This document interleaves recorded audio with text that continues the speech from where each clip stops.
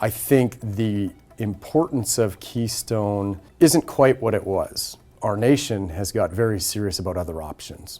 Getting oil to Tidewater, we didn't hear much about that a few years ago. Energy East, we didn't hear much about that a few years ago.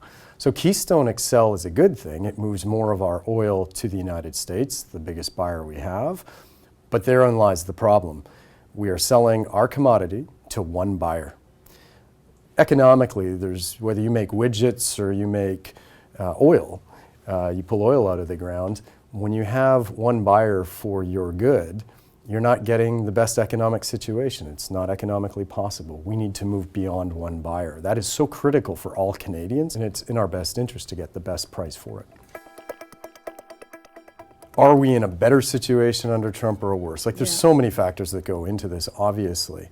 But I think net, he recognizes that energy independence and security, and they talk a lot about that in America, and for sure Mr. Trump will, that does not exclude Canada.